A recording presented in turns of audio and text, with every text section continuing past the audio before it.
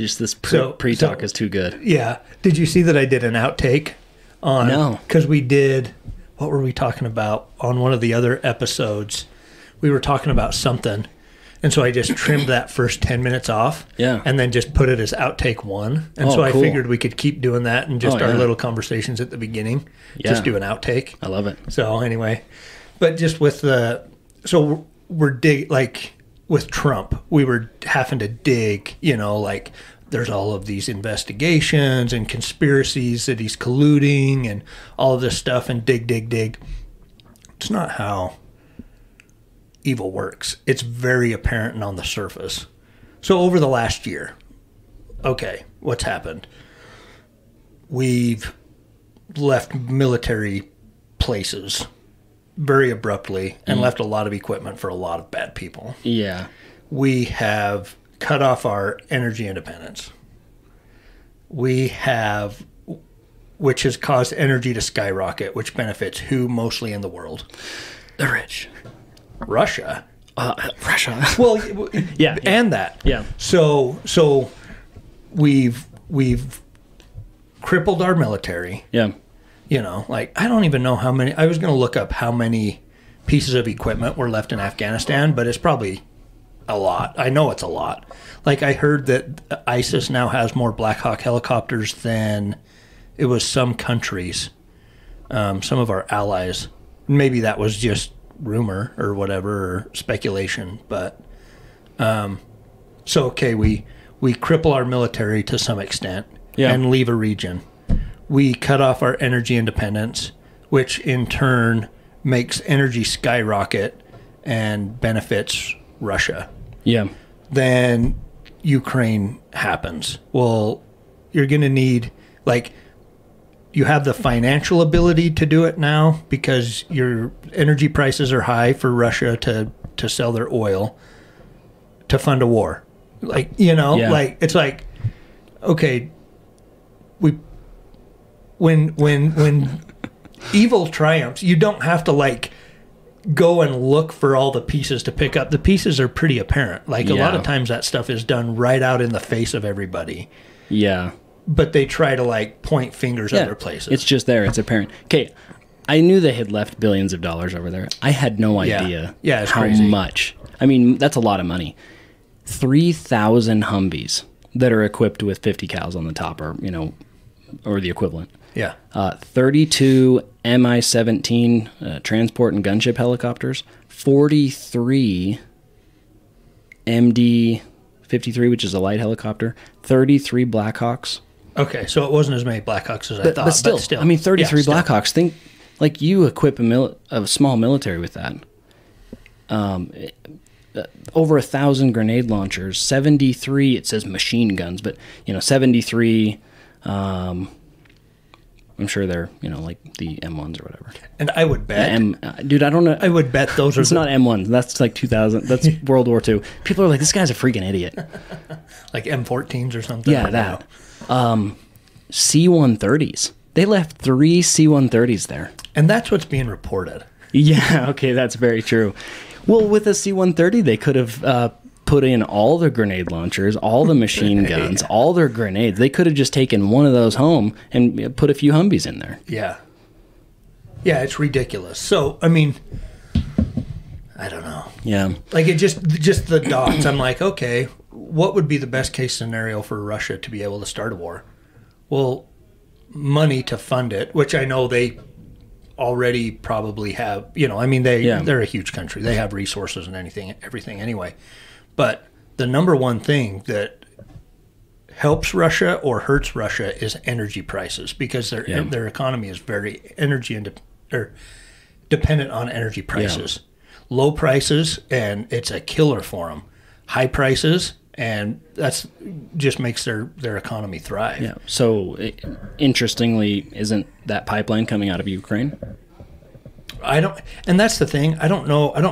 I don't even dare say too much about it because I don't even know. I don't know that much about the politics over there and everything else, but I'm just going from the United States poor leadership perspective and the corruption that we all think is going on in our government. Yeah. Like looking over the past year, there's so many chips that have fallen that you go, well, that helped out, and that helped out, and that helped out, and we're asking if Trump is the one that's colluding with Russia. Like he's the one that took a hard stance towards all these people. Yeah, it's ridiculous. It is. Now, this is what I think, but so this could be very wrong. This is right. We were energy independent under Trump. Yep. As soon as Biden got into office, he shut down the pipelines, and I believe he signed an executive order that had something to do with the pipeline in Ukraine. So if Russia wants independence, now they're not now I say independent, I'm talking energy independence. Yeah. They are not part of OPEC, so they're not part of any of that. They're not part of NATO, right? Mm-hmm. Or the Ukraine, I think the Ukraine and Russia are not part of NATO. No. So they're about to take over a pipeline that's going to give them all the energy that they ever want. And countries that have that energy, they're the ones who become superpowers. We became a superpower because we had that. And we had the innovation and we had all of that. Mm-hmm. We're going to take that away. They've also, and I guess to tie this into cash calf and why we would even be talking about this, Russia's heavily invested in silver and gold. Yeah. They've been buying it in the droves. Now, so is China. We just don't know how much China has been buying because they don't say it. And Russia, we probably don't. If they say we bought $5 billion in gold, they probably bought $20 billion in gold. Yeah. So they mine some domestically too, which those numbers are never reported on. What the domestic production is. Yeah, they want nothing to do with the dollar. Mm-hmm. So neither do I actually. I would love to see a free market currency take over and do its thing. Mm-hmm. Now, I would love that to be gold. We'll see. We'll see how that goes. But people can use this. So here's just what I've been doing. The last 3 weeks, I'm betting against tech companies hard. Also betting against vaccine companies. So, the two big ones. Mm-hmm. Betting for oil and for Trump's social media platform. Oh, yeah. So when I say big tech, that might become big tech, but options. Yeah. I've been just options trading all that. Anything that has to do with the dollar, just bet against it. Anything that has to do with free speech, no, I'm just kidding. With Trump's thing, just been betting for it and betting for oil, and it's been good. Yeah, that's cool. So. Yeah, it's so interesting with the oil thing, like in the dollar, like you're saying, because there's the petrodollar, right? Which back in the day, which all of these things are so wild to think about. If they can pull these kinds of things off, then they can do anything. And they could pull it off back in the day when there wasn't the technology that we have now. So how much collusion and stuff could be happening now with the technology that we have? Absolutely. But the petrodollar basically, the United States, and I don't even know exactly when it started, back in probably like the 20s, maybe even a little bit earlier than that. I don't know, maybe not. Was it after World War I? Well, there's a graph that's starting in the 70s, which would make sense because that's when we came off the gold standard. Okay, yeah. So basically the United States went to like the Saudi Arabia and some of these OPEC nations and said, hey, you can't sell any oil. You have to peg the price of oil to dollars and not sell oil in anything but U.S. dollars. Yeah. Like, you think about that. That's an incredible amount of power for the person that's creating the dollars. So say Russia or China wants to buy oil. They have to do it in the dollar. They have to do it in the dollar. Like, it's an artificial demand for dollars. And so, I mean, you think about the leaders of those countries and being so crippled by that. Yeah. Because say you want to trade, even with like, even if you're not dealing with the United States, Russia wants to sell oil to China. Yeah. Well, we threaten sanctions against them if they do it in something other than the dollar. Yeah. And so why wouldn't you, I mean, it makes so much sense. Why wouldn't you try to get off of that standard? Yeah. I try to get off that standard. For sure. I don't hold cash. Yeah. I hold assets.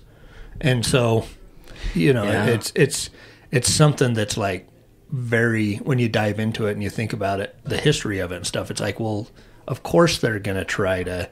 So Russia, I think, has actually been trying to come up with a way around that. Like a whatever. China's doing their digital currency. I think Russia's been trying to do some of the similar kinds of things, or we're working with using gold somehow to set up some trading things and stuff to get around the dollar. Russia is. Yeah, I think I can't.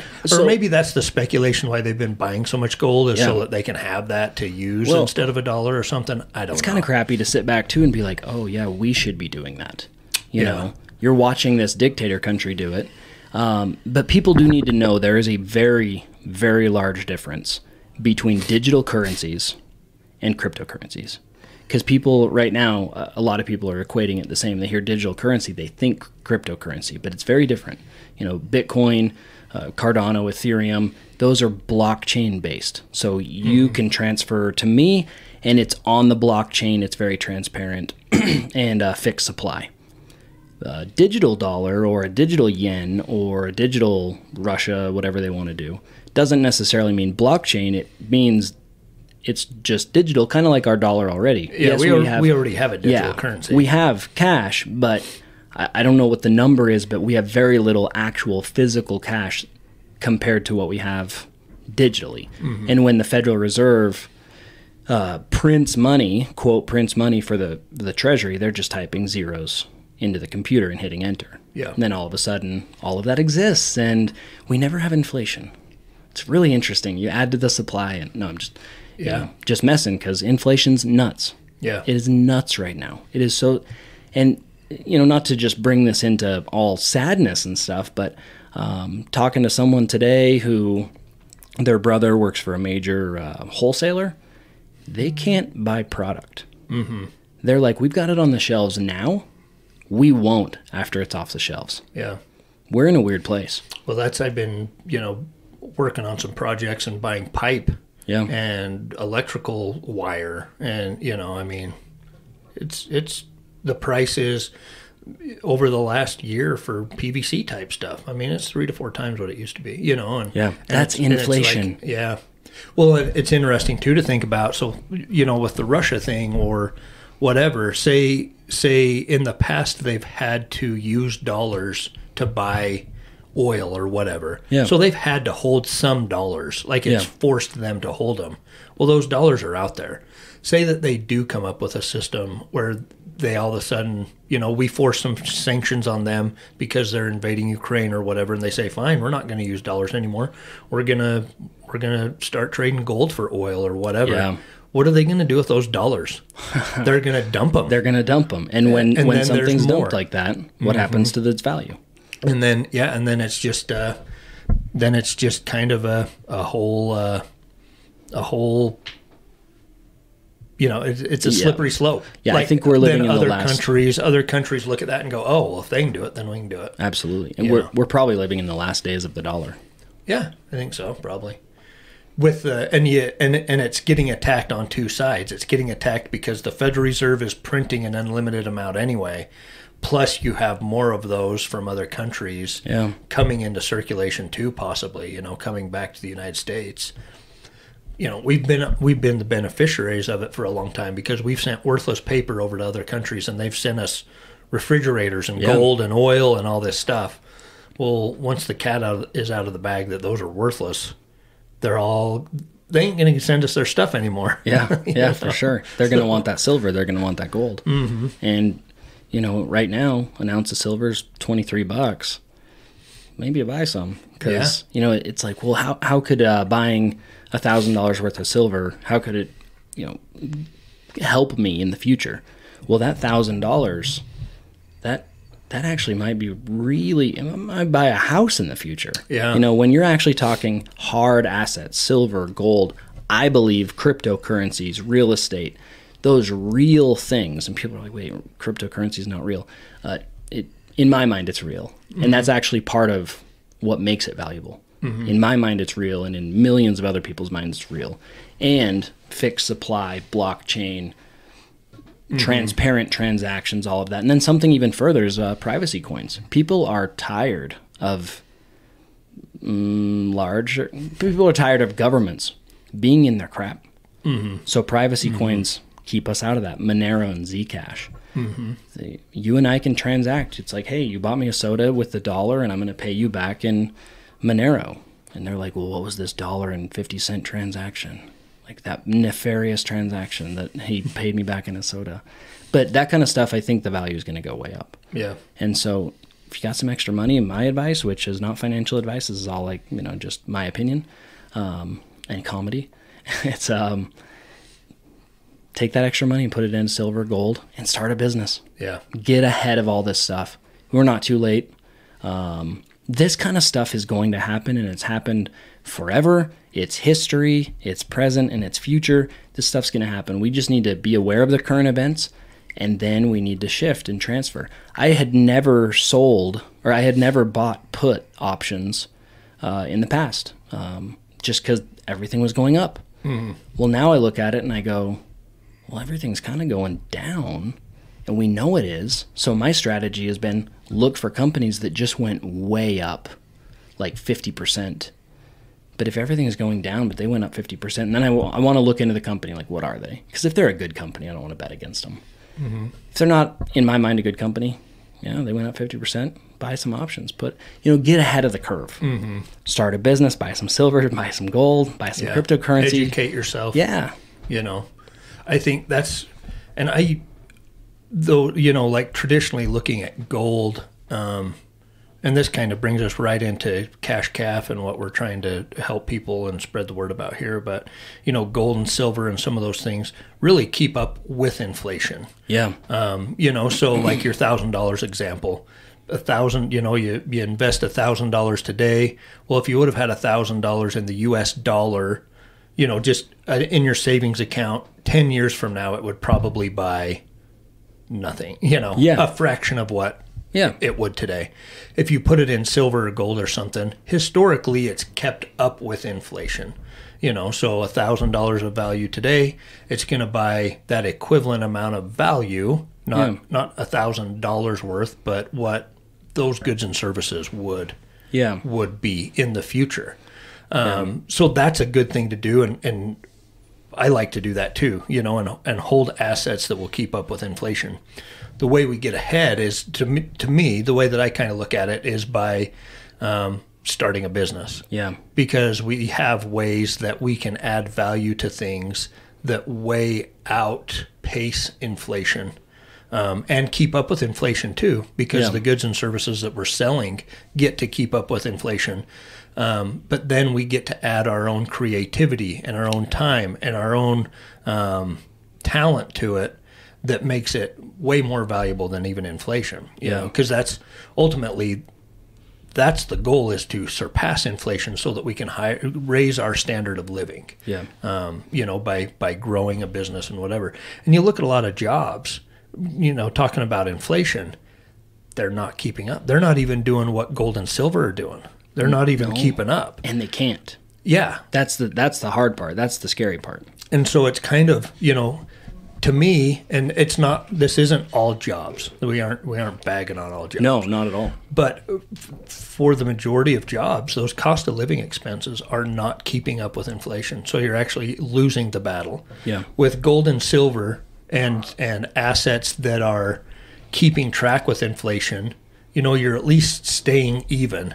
Yeah. Starting a business and doing that. And I say starting a business, but that could be progressing in a job as well, or absolutely. A career as well, getting more education, getting more responsibility and that kind of stuff.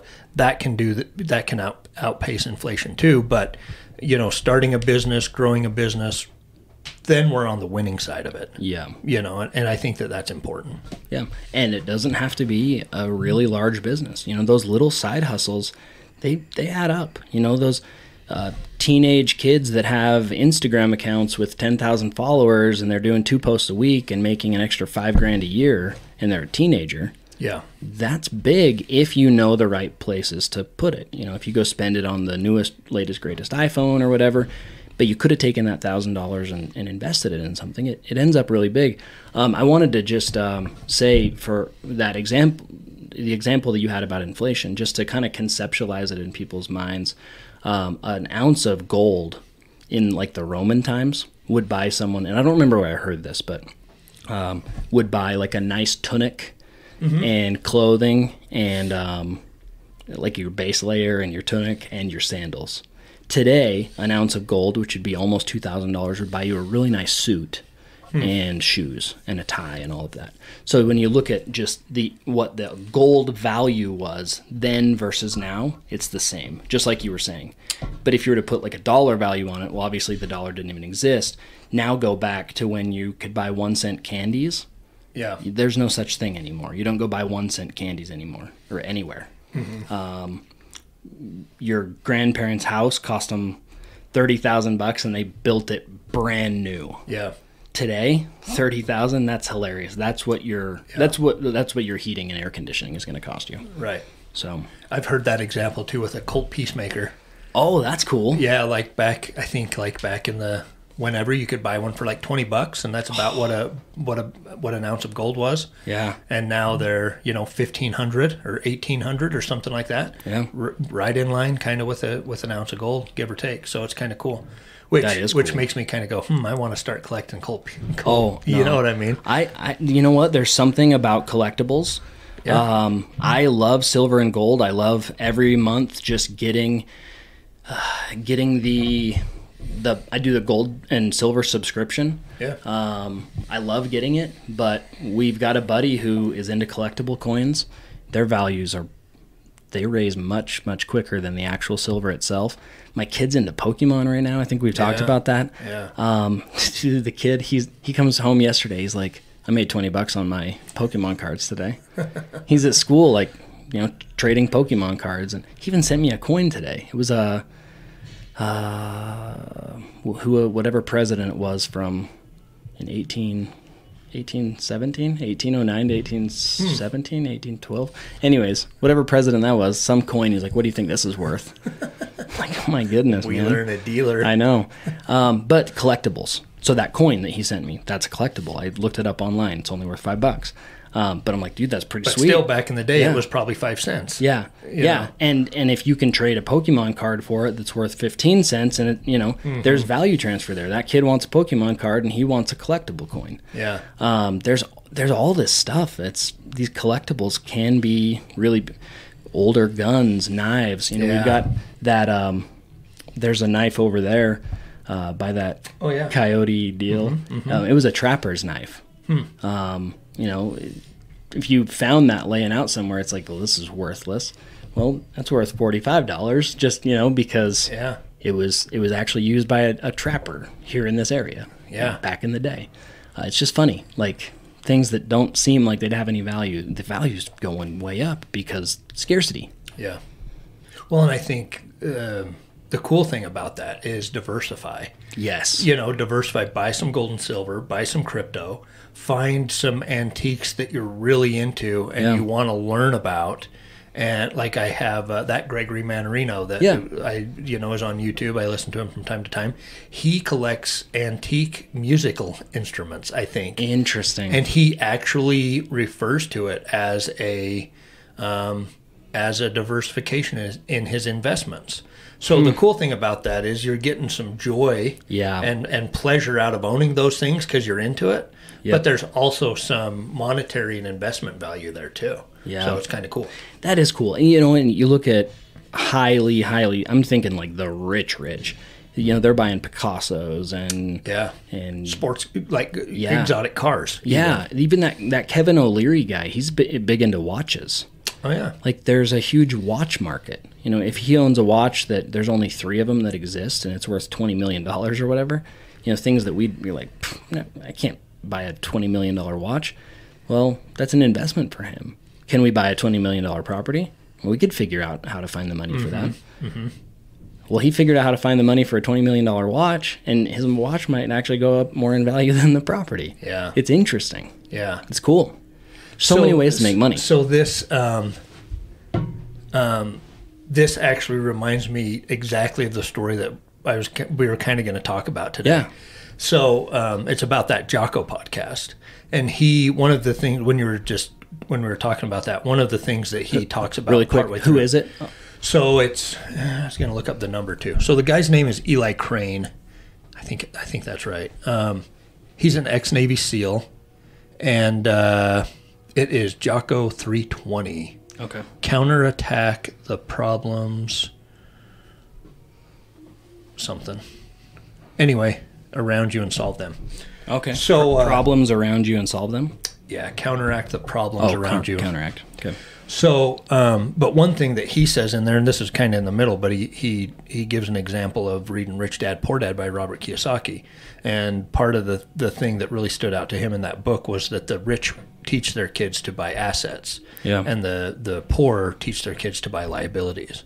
So just like that, instead of buying, maybe a really cool toy, you buy some Bitcoin, or you buy a gold coin or something like that, something that's not easily spent and something that can be, saved for later or whatever and go up in value in the meantime.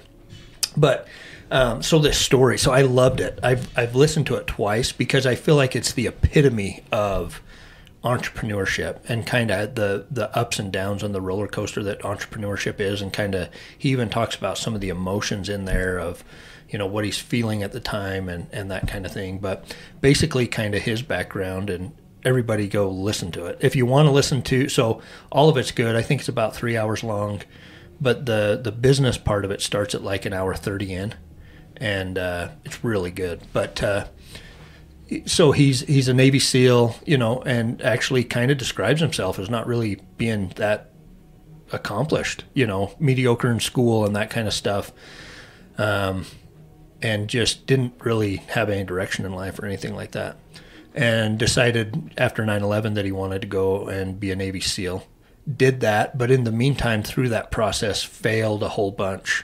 And, it seems like we think about some of those guys and they just, rock it, and they just blaze right through, SEAL training or whatever. And so it's like, oh, they're just studs.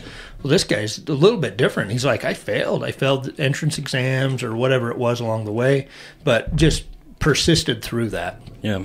And ended up going through, into the SEAL teams, went to Iraq, I think it was, and not to blaze over his military stuff, because I mean, it's awesome service and we appreciate that, but his business stuff was just so good. But so he's in the SEAL teams and decides that's not the lifestyle he wants for his family. He had a couple of kids and wanted to, eventually be out and figure out how he was going to make ends meet afterwards. Yeah. And so he has this idea come to him that is like he had been given it's like a dummy 50 caliber round that had been turned into a bottle opener. And he's like, I could make that so much cooler.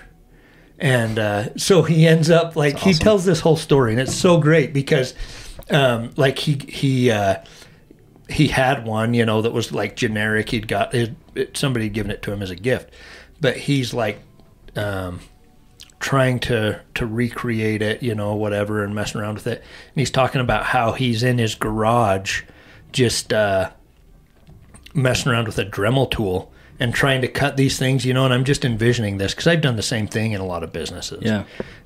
And found a way to sell them on Etsy and started selling these things. And he's like, it was the dumbest thing. Like he totally admits that. Like when people would ask me, what are you going to do when you get out of the military? And he's like, I'm going to sell bottle openers. Yeah. Yeah. That's awesome.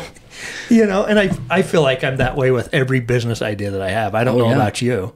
Yeah, absolutely. But it's like, we're going to do we're going to do this thing. And people are just like, okay, sure you are. What the freak are you talking about?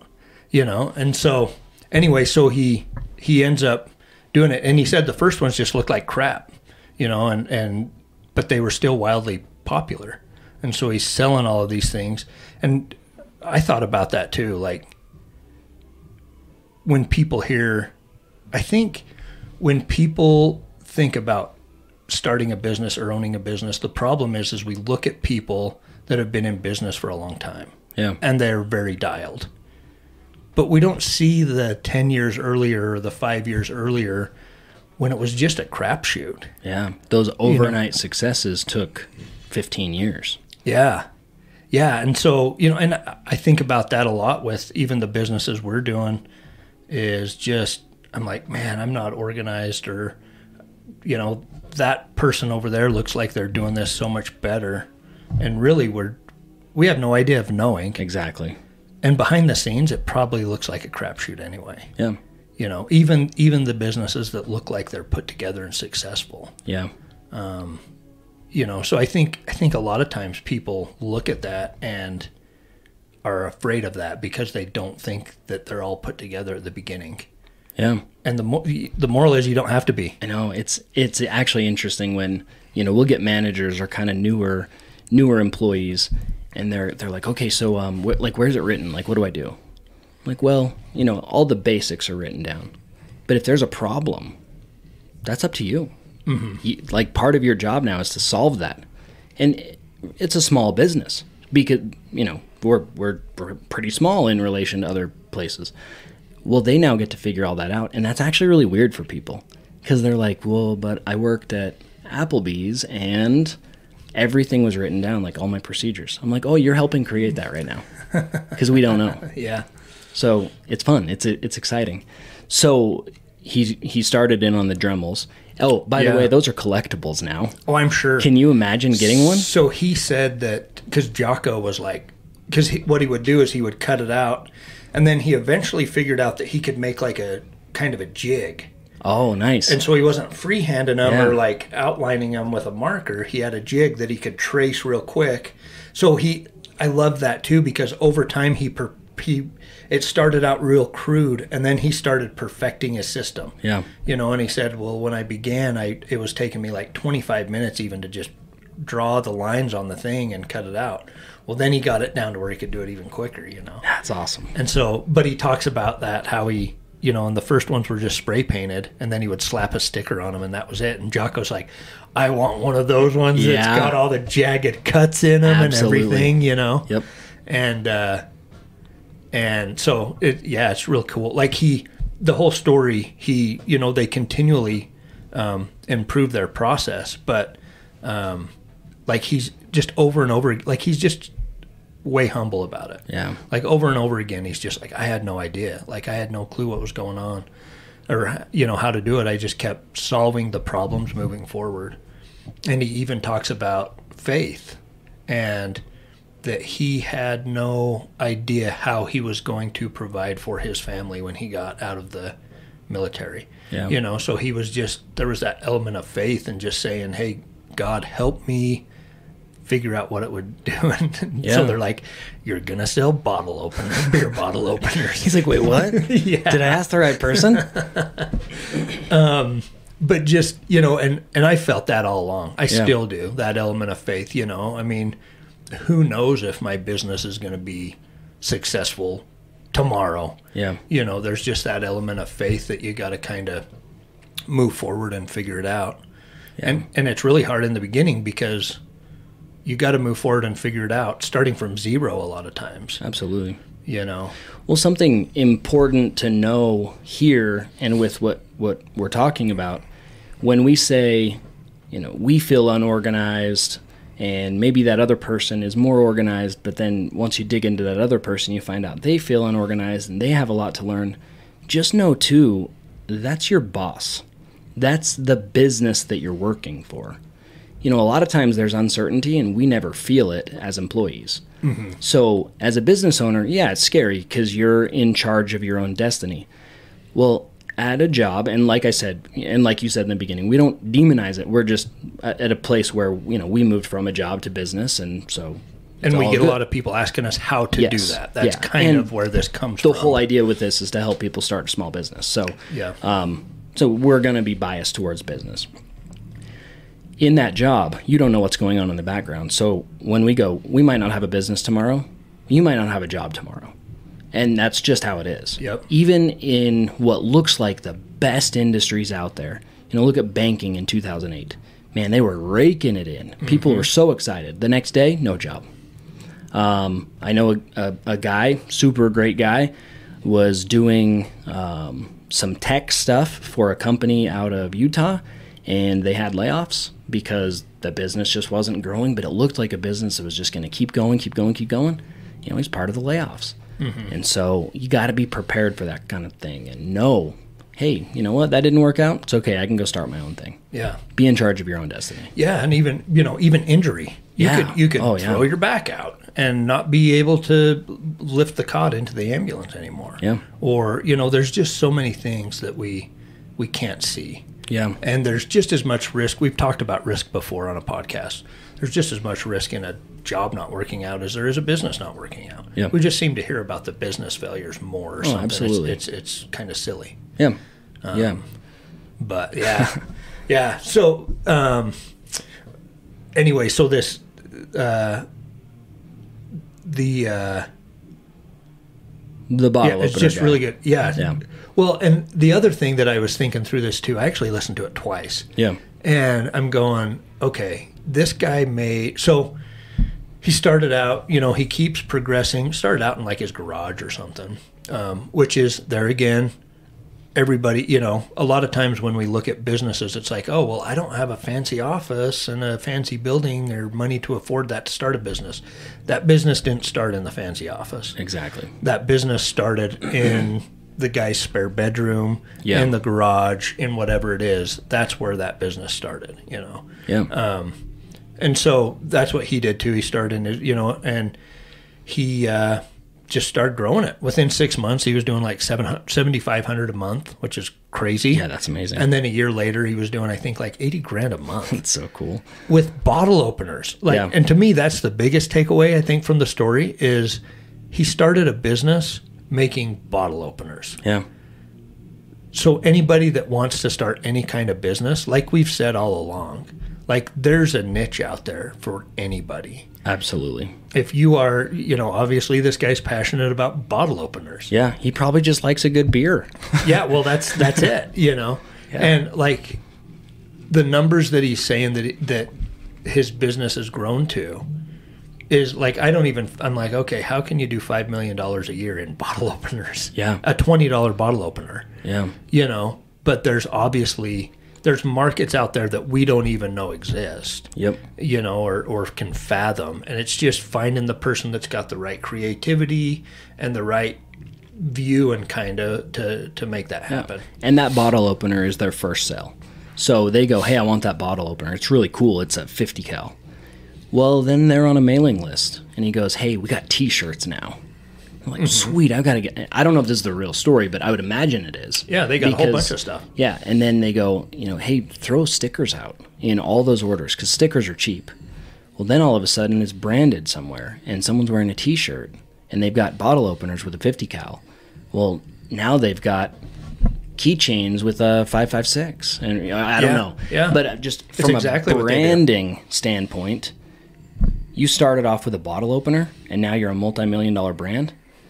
You're a brand. You're not a product. Yep. And that's the key to all of this is if, you know, you go out and you start selling ice cream.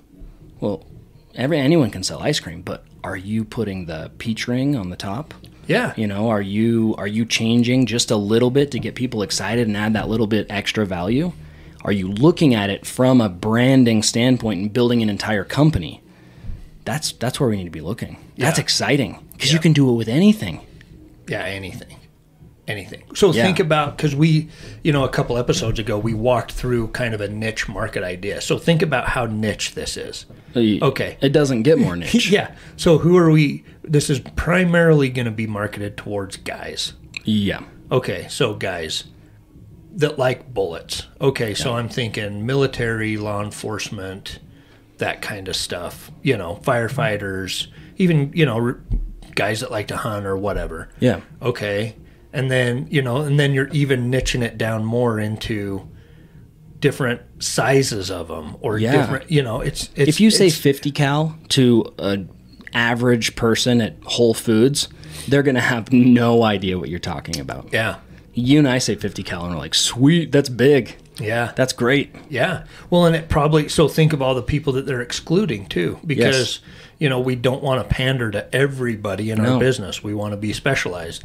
And so I mean, there is obviously some women that are buying bottle breachers. Oh, absolutely. Yeah. And that's great. We're not sexist against women because they're not buying bottle breachers. Yeah. But by and large, that market is not there. So bottle breachers is what they're called? That's what it's called. Dude, that's awesome. That's so great. Yeah. Bottle breachers. Honestly, the women are probably buying the biggest ones.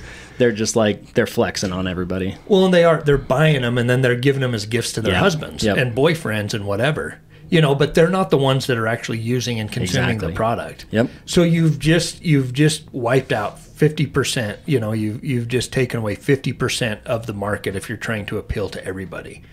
Well, then, you know, that kind of person that's looking for something that's a bullet. You know, there's some guys that aren't going to touch something that looks like a bullet. Are you then turning away another 30 or 40% of the guy population? I hope it's not that big, but today it probably is. Yeah. So then, you know, and then even guys that are okay with bullets and like that kind of stuff, there's probably 10 or 20% that, you know, I'd never heard of them. So I'm not, it's not a market that I'm way into. So then you get down to it and you're like, man, they're probably just marketing to 20 or 30% of the population, if that. Honestly, probably if less. that. Probably like 5 or 10. Yep. You know, and it's a multi-million-dollar business. But what makes that possible is now he knows exactly who to market to. Yeah. If you have, let's say, just a spatula, good luck marketing a spatula. Mm-hmm. Who do you market it to? But bottle breachers, you know exactly who to market that to. Yeah. That's the key right there. Yeah. That is the key. There's a book called 12 Months to $1 Million. And it's a good book. And he talks about who are you even selling to? Find out who, then build your product. Yeah. For me, if I were to build something, it is essentially to myself. Because I know what I buy and when I buy it and why I buy it. So it's really easy to say, okay, well, market to myself. Okay, now what products? You know, figure that out. Well, this guy, in a roundabout way, he might have not consciously been thinking, who's my market? Well, his market's him. Well, and he kind of talks about that a little bit because he like built a couple of them and then took them into work. Oh, awesome. And everybody's like, dude, that is freaking sweet. I want 5 of them for all my buddies, you know?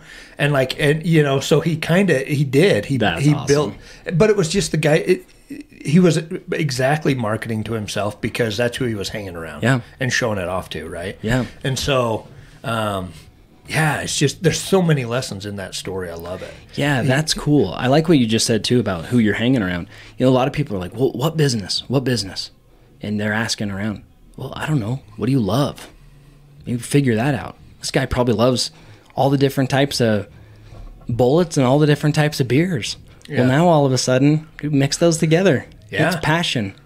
Well, or they're complaining about not having something. True. Like the Rexburg page. Yeah. How people get on there and complain about like, there isn't such and such ice cream stand. And it's like, start one. I know. I rarely comment on anything, but a lot of times on those ones I go, this sounds like a great opportunity for you to open one. Yeah. Oh, well, I can't.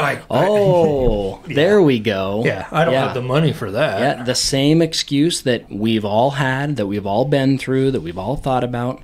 No, you want it, go out and start it. Yeah. Yeah. And people don't realize when they're complaining, they're giving themselves an idea. Like, think about what you're complaining about and then solve that problem because you're probably not the only one that wants that. I wish this existed. Oh, do you now? Mm-hmm. Yeah. Sounds like a great market. Yeah. It's cool.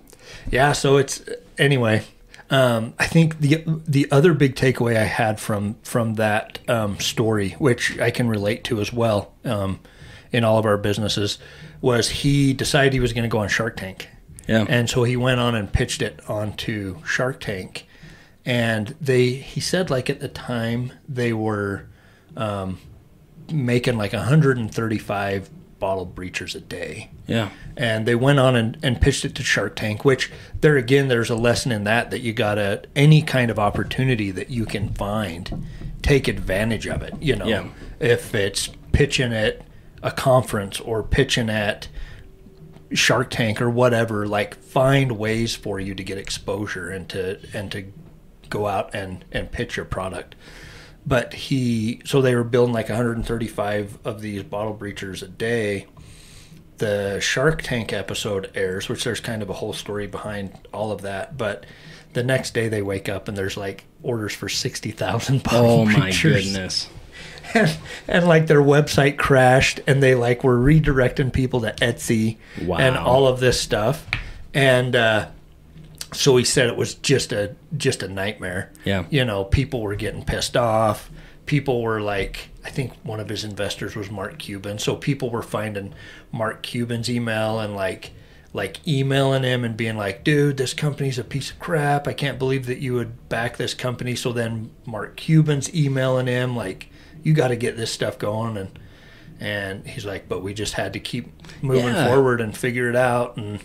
And you know, it took a long, you know, and that's I feel like that's common in business. There's going to be problems that come up like that, and you can't just quit. Yeah. You got to just figure out how to make it work, even though it's stressful at the time, and you just keep moving forward, you know. And it's a progression. You get there and you learn. You know, we'll hire new people, and in the beginning, things are just some things can be such a big deal. They're like, oh, there's this. And I hear it, and I'm like, oh, that's not a big deal at all. Yeah. You know, the last few days I've been building into this podcast room a little bit, and there have been a few little issues, and they pop up, and they're really big deals to the people who just started, which are all amazing people, by the way. Yeah. They're really big deals to them, and I'm like, you know, that's actually not that big of a deal. You don't have to worry about it that much. This is going to work out. I promise. Everything's good. Yeah. And it will work out. You just have to be aware of a problem, and then just start working towards fixing it. And that right there, it sums up everything in all of our lives. You know, you're having trouble with money? Okay, well, now you know the problem. Now work towards fixing it. It'll probably be fixed. Having trouble in a relationship? Well, you know the problem. Now you can start working towards fixing it. Yep. That's it. Same in business, everything. And problems just get bigger. Yeah, you know, exactly. we solved one thing that was a big deal at the time, and then we move on. Well, things of that level aren't that big of a deal anymore, and so, you know, we grow into that. You know, looking back 5 years, the problems that I was worried about 5 years ago are pretty silly now. Yeah. You know, and so even like this, and it's this example in his business, you know, where they had all these orders that they couldn't fill. Well, the next time that happens, he's like, oh, it's not a big deal. We'll buy some more equipment and whatever, and you just move forward, you know, and it's not that big of a deal. Yeah. So, I mean, it's cool. That is cool. And you're definitely going to have customers that are going to get mad at things. I ordered a shirt a few months ago, and a couple months after, I was like, that's weird. I haven't seen that shirt. But I didn't care. Like, that's just kind of who I am. I just don't really care about that stuff. Well, then I finally get the shirt in the mail, and there's a handwritten note. I am so sorry that this took us so long. We ran out of these shirts really quickly, blah, blah, blah, signed. I'm like, they took time to sign that for one shirt? Yeah. I'm buying from them again. Yeah. Like, they really care about their customer, or they really care about making up for the huge mistake of selling shirts that they never even had. I don't care. Well, and they just created value. They just made you even more of a customer than if you would have just got the shirt on time. Yeah. We can use problems to our advantage. Absolutely. And how business is pretty run-of-the-mill when you do what people expect. Yeah. You know, you kind of get run-of-the-mill results. You know, oh, yeah, I bought that, da-da-da-da. When there's a problem and you rise to that occasion and you fix it in a manner that goes above and beyond, people are like, just like you said, I am doing business with them again. Yeah. You know, it sticks out in their mind. A great book on that subject is How to Win Friends and Influence People. It works for personal relationships. It works for business. My wife is so good at it. Someone will call. They're like, hey, I'm so mad about this.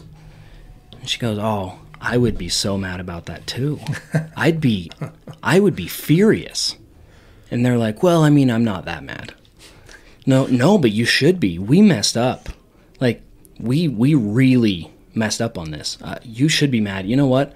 Let me do this for you. she just de-escalated the whole situation and That's awesome. turned them into more of a customer. Hey, we did mess up, and owning it. Hey, we did mess up. I'm really sorry. I'm sorry that you're mad, because I might be mad too in that same situation. Yeah.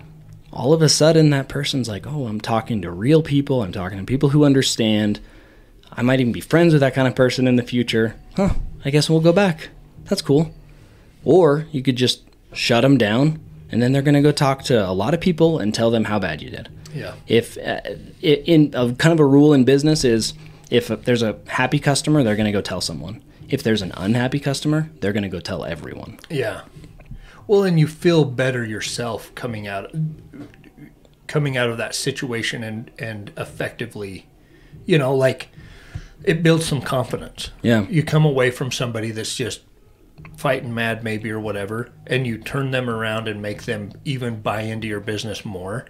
How cool is that? Absolutely. Yeah. And we can inwardly look. Like, what happens when someone cuts you off in traffic? We can kind of see how we're going to react in those situations. Someone tells you that you have a crappy business, and you're like, how am I going to react to that? Well, I don't know. Get cut off in traffic and see how you react to that person. Yeah. I don't know. Maybe they're on their way to the hospital. Maybe they have a baby in the car that's sick. Who knows?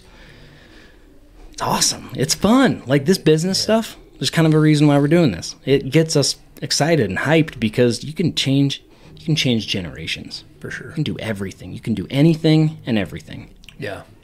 Yeah. It's fun.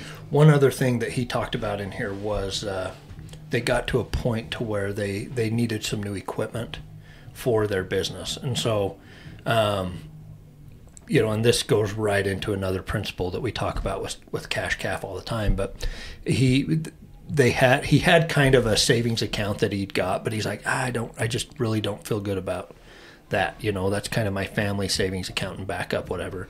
And so he decided, I think he needed to, well, this was a different point, or a different time, but I think he was going to buy a laser engraver or something so he could brand all of his products. And he decided to buy to sell his motorcycle. Yeah. And he's like, that was such a huge sacrifice because, he's living at San Diego at the time and all this stuff. And he's like, it's the best place in the world to ride a motorcycle. But he ended up selling his motorcycle and sacrificing that to be able to buy the equipment he needed so he could laser engrave it. And how awesome. that even that he could see a result in his business. And so just thinking about that sacrifice thing too. Like, none of this is easy. Yeah, for sure. There's some discomfort and some learning and maybe some things that you have to sell or some things you have to give up in order to do it. But, sacrificing short-term things to have long-term success is always worth it, I think. And who's going to succeed? The guy who believes in himself enough to sell a motorcycle to fund a business, or the guy who's like, I might never get that motorcycle back. Yeah. Well, I'm going to bet on the first guy. Yeah. Yeah, for sure. So, and I've had tons of examples, all along in our businesses where, we've had to sacrifice some things and give up some things so that we can start things down the road. And so I think that that's an important perspective to look at as well is, what do I need to be able to live and survive? And then if you're trying to figure out how to get money for a business, or you're trying to figure out some time where you can fit this stuff in, is just knowing that it does take sacrifice. It's not something that's easily stepped into. And it's more valuable when there's sacrifice there too. We appreciate it more. For sure. Yeah. People can look into the law of sacrifice. There's some natural law. I don't know how all these natural laws work and exist, but, maybe I know how they exist. I'm pretty sure I know. But, how they work, it's really interesting. Just how sacrificing something can bring you more. Yeah. It's the same with giving. There's some natural law that if you give, you get back in equal to or more than you've given. Might not be monetary, but you're going to get it back somehow, some way. It's just cool. Yeah. And then once you're in that position where you can, make it happen. It might be an uncomfortable situation, like you just said. But doesn't mean it's not going to be better in the future. Yeah. The guy had a motorcycle, and maybe he'll never get it back, or now he can buy any motorcycle he wants. Yep. And as many as he wants. Yep. And probably have more time to ride it than he had before. Exactly. You know, yeah, I mean, just, and faith. I think faith, if there's one theme that I've always felt through all of our business stuff, is faith. Yeah. You know, and he talks about that too. They actually had I think it was after the Shark Tank thing, they had to, in order to ramp that up, they had to spend like all of their money to get more equipment, like all the money they had.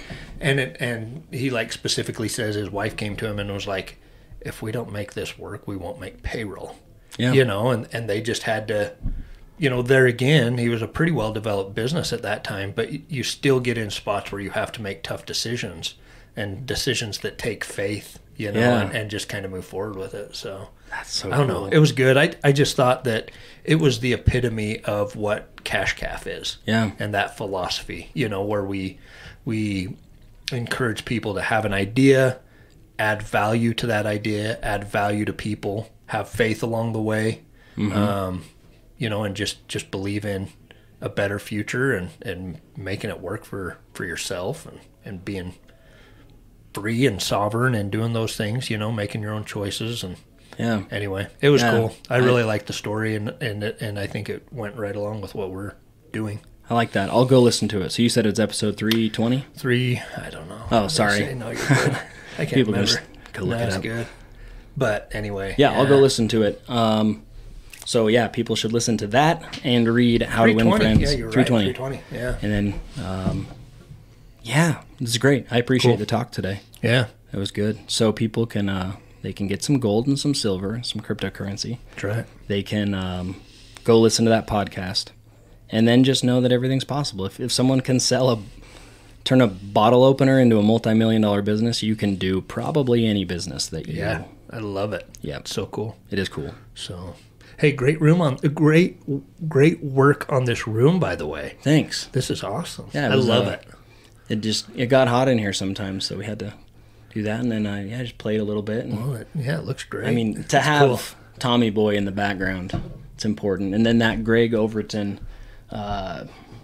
Indian art will be over there, and we can change it up. We can make people think that we're in different places at different times, even though this room is 9 by 9. Yeah, I think it's awesome. Looks great. Good job. Thanks. I appreciate it. Well, thanks for today, and we'll chat soon. Okay, sounds good.